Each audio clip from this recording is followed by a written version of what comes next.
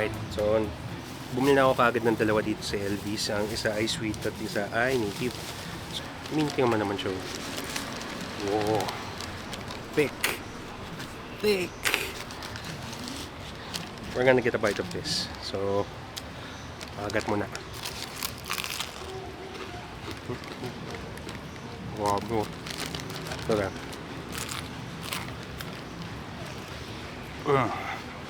Hindi ka tinipid.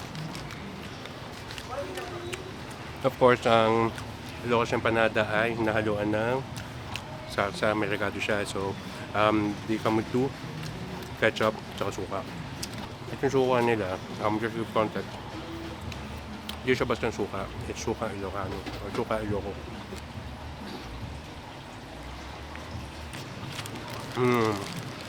Enjoy siyang kainin dahil kasi mainit.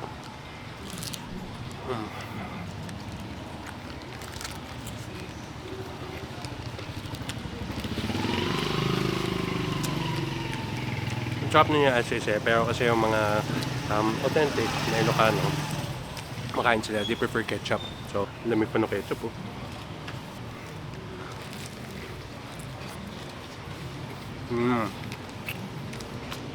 Grabe. Nalo yun. Nung isa pa, kakainin ko lang mamaya.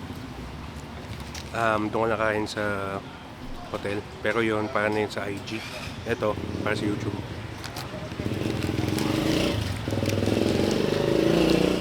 Grabe, sobrang sulit. Ang bayad ko na sa kanya is 75 each, so 150 para sa dalawa. Sulit.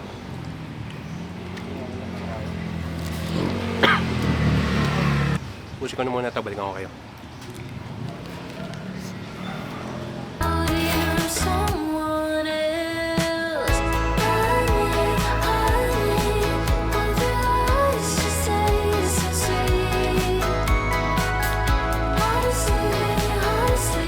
Nagpawisan ako dun pero sobrang sulit.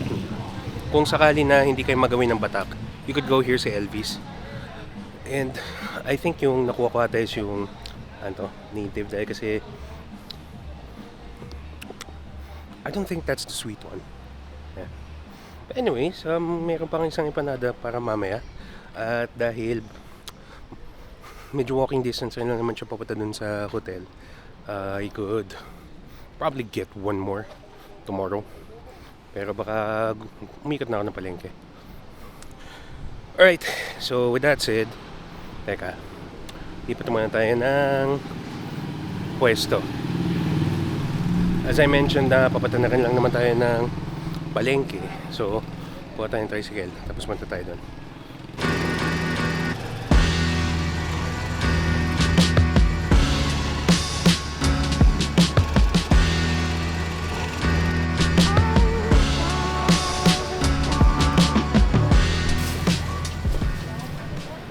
Okay, so at least nasimulan natin yung pagbili ng pasalubong.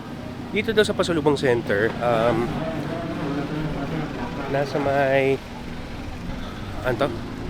hanggang alas 8, alas 7:30 daw sila bukas. By the way, things are mamadadaan ako pa naman sila bukas. Buti hinheads up nila ako na bawal pala yung pasok tayo. Bawal pa na ikarga sa aeroplano yung suka at saka yung bagnet. Sige. Okay, so as I was saying, butit sinabi nila sa akin na hindi pala daw pwedeng sakay ng... tama. Hindi pwedeng magbaho ng sukang Iloco at saka bagnet sa aeroplano. Pork product nga naman. Okay.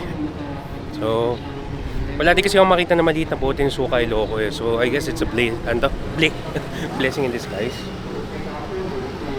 Okay. Daan muna tayo ng sinking bell dahil kasi it's near. At pagkatapos nun, balikan muna tayo na Acom. I need to charge my batteries. Uy, pagod.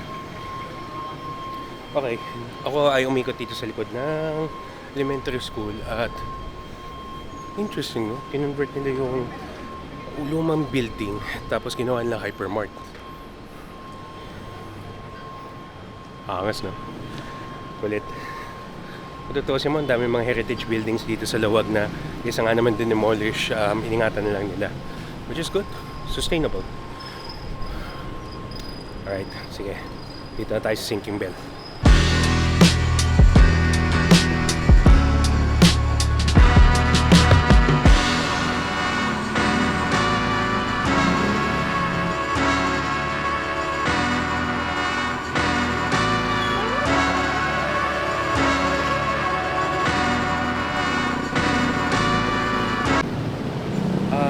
As of the moment, complete na ako sa itinerary ko right now.